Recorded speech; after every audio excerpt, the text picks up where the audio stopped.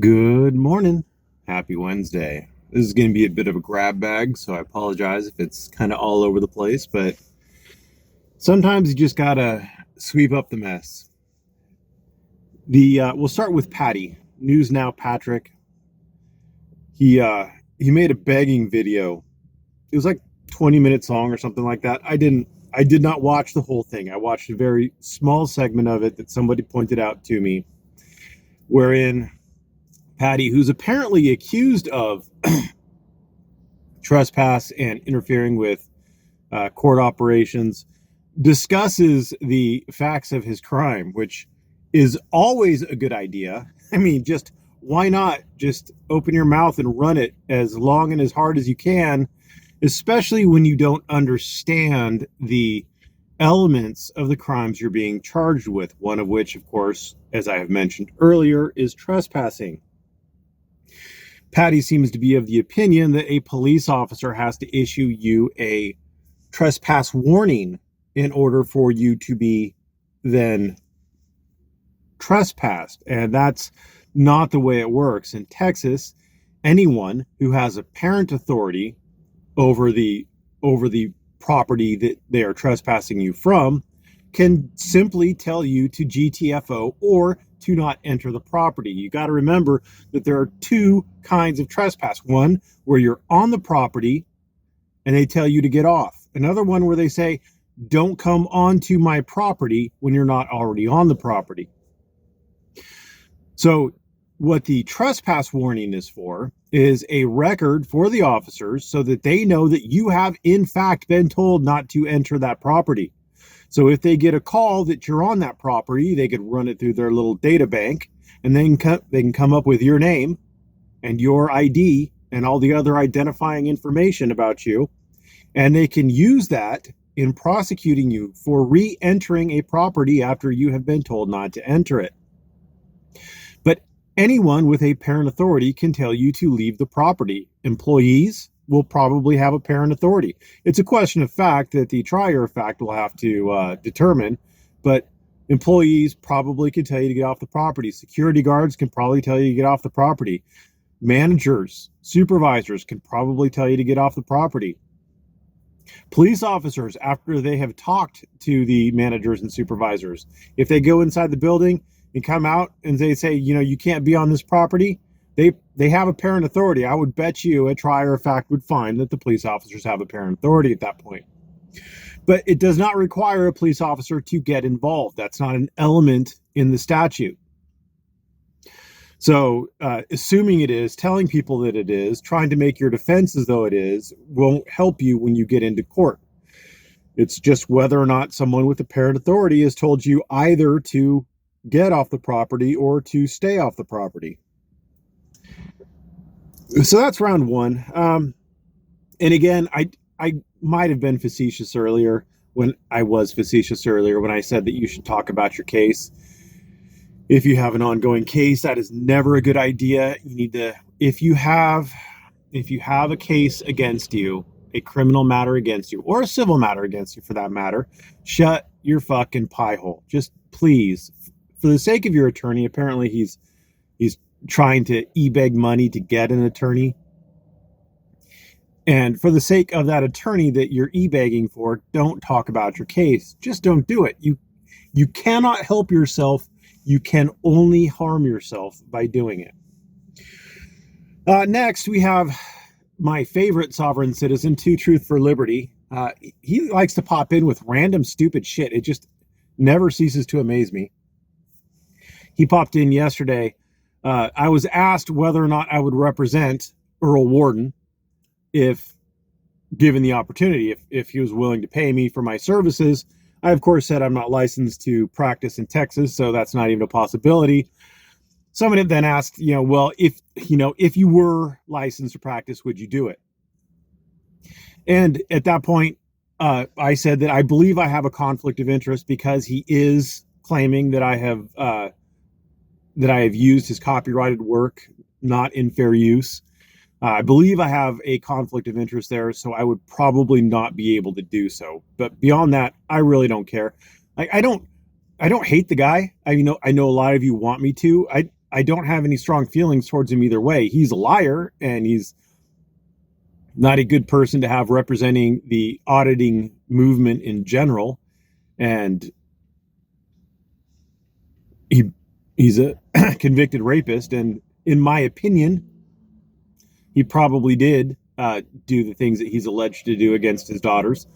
But I don't have any strong feelings towards him either way, and I wouldn't have any issue representing him, except of course for the obvious fact that he has he currently is claiming that I have violated his copyright. So that, I believe, that makes an issue. Anyway, so Two Truth for Liberty jumps in there with employees of a law firm, lawyers who work for a law firm, have an implied fiduciary duty, to treat clients as if they're liked members of their own family. I'm like, what the hell is this? It's just absolutely crazy. In California, anyway, employees don't have a fiduciary duty. Generally speaking, employees don't have a fiduciary duty while they're working. When you're thinking about fiduciary duty, one of the things you want to think about is, what is the remedy of the employer? So agents, investment bankers, things like that, they do have, real estate agents have fiduciary duties, because they're representing they're actually acting as agents. Fiduciary duties are an agent principal relationship byproduct.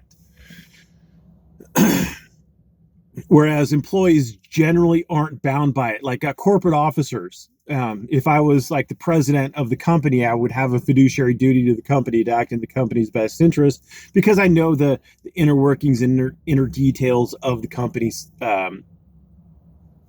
business, and I might be able to use that knowledge for my own good.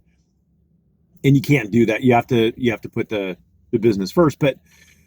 But being an associate attorney in a law firm, I don't believe, at least not in California, I haven't seen anything that makes it a fiduciary duty relationship. I have various duties that I owe the clients, and if I don't satisfy my employer, his remedy is to fire me. Now, after I leave, after I quit or am fired, if I use the knowledge that I have acquired about his law practice and his clients to like I've developed my own Rolodex of all of his clients' phone numbers, and I call them to try to solicit them to come to my new law office or whatever.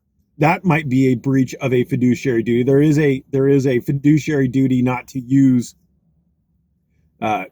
knowledge that you've gained from your previous employer to basically steal their business.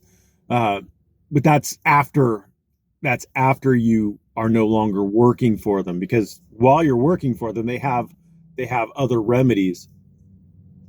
So I don't even know why he would go there in the first place, why you'd have to start talking about fiduciary duties, except to try to sound smart. Oh, I know this word fiduciary duty. Maybe in other states, lawyers have some sort of a fiduciary duty, but it's just not a necessary thing to even deal with. You won't find case law on it. And in fact, I asked him to cite a single case, but he couldn't do that. He just flopped his lie maker all over the place because, well, he's Two Truth for Liberty. So what to take away from that is my same old saying is, don't listen to a word that Two Truth for Liberty says, because he's a lying sovereign citizen who doesn't know his asshole from his elbow. Finally, I have had one person just nagging the ever-living shit out of me to discuss a particular case. And I've read it once. Of course, she doesn't want it discussed just in that case. What she wants is for me to show that people with HIV can't be quarantined. She wants me to do the research to show that they can't be quarantined. And so she's done some half-ass research. She went into Google Scholar and she typed in HIV quarantine United States. And she picked a case that she thought had language in it that meant that you can't quarantine HIV patients. And then she dropped it in my lap, expecting me to complete her research for her, and I won't. She says that she's positive, perhaps even HIV positive, that I'm wrong, but the case that she has provided is a steaming pile of shit if she's trying to make an argument from it. So remember, we're talking about Henry Martin, I believe, was the California case. We're also talking about Gibbons v. Ogden, or Ogden v. Gibbons. I never remember exactly which way that one went. I think it's Gibbons v. Ogden. And then there's also Compagnie Française de Navigation du Vapor versus the Board of Health for Louisiana. Those cases say a few things. Number one, the two secondary cases, the Gibbons and the Compagnie Française, those are U.S. Supreme Court cases. They say that quarantine laws are state laws. States have the power over that. Federal government doesn't. Only if a federal law that is grounded in whatever constitutional basis that the federal government can make the law under, like for the legislation for Congress, they can make laws based on interstate commerce, right? So if a quarantine law directly abuts against interstate commerce law, well, then they'd have to look at it and they'd have to try to resolve it so that both can function. And if they can't, then the federal law would have supremacy. But barring that, quarantine laws are state laws. States have jurisdiction over it. It's a state matter. The 10th Amendment, reserving to the states and people the rights that aren't otherwise given to the federal government. So with that in place, she should be looking for a case that deals with quarantines, first of all, and that deals with constitutional issues, second of all. But she doesn't. She provides us with the School Board of Nassau County versus Arlene, which is a U.S. Supreme Court case out of like the late 80s. In it, the Arlene is our plaintiff. She alleges that she's being discriminated against based on a particular federal statute that is, I believe, called the Handicapped Rehabilitation Act or something along those lines. I could be wrong. I read the case once. Cut me some slack. So anyway, right off the bat, we see that there is an issue. Instead of dealing with constitutional, we're dealing with a federal statute. So the analysis isn't going to be the same. If they were trying to see if the federal statute was constitutional, maybe we'd get into it, but it's not. They're just interpreting a federal statute. So this statute, what it does is it says that state programs that receive federal funds have to basically look to see if there is a handicapped applicant. They have to look at that handicapped applicant to see if they are otherwise qualified, and they have to look to see if the handicapped applicant, if they can make reasonable accommodations to allow that handicapped person, or handicapable, I don't know what the PC term is, but this was back in the 80s, they called it handicapped. If there are reasonable accommodations that can be made to allow that handicapped person to perform the job. Arlene was trying to work at a school. Back in the 50s, like 1957 or something like that, she had tuberculosis. Tuberculosis is a very communicable disease. I know people today aren't really familiar with it, but if you show up in California, in a hospital in California with tuberculosis, you are going to get quarantined because it's not a good thing to catch. It's hard to get rid of, and it does some pretty severe damage to your lungs and maybe other things too. But it's not a happy, fun illness to get. So anyway, back in the 50s, she had it, and it did damage to her lungs. So under this act, the Supreme Court looks at it and they say, well, under the act, she does qualify as being handicapped because of the damage done by tuberculosis. The state's argument that they're looking at the communicability of the disease and not the fact that she has the damage doesn't matter. She has a disease. The disease and the damage that it causes are inseparable, so they can't try to make that distinction. And that's where this particular I'm going to call her a hag, stops her argument because she doesn't understand that you have to keep reading and understanding what's going on. So the court then continues that in looking at this to see if there is to see if they can use this person, they would have to then look to see if this disease is communicable. How communicable is it? How much harm can it cause? What's the likelihood that it's going to spread, etc. And then the state would have to make a determination on whether or not they can reasonably accommodate this person. So they're still looking at the communicability of the disease. Does she have it, and is it communicable? They're still looking at that. So it absolutely doesn't help this person's argument at all. So it just fails on every step of the way. There is a huge difference between an order from the government saying you can't leave your home and forcing the government to hire you to perform a job. Those are two separate things. They're completely distinguishable from each other. In one, the government is not allowing you to do an action, and in the other, you are trying to force the government to do an action. Completely different.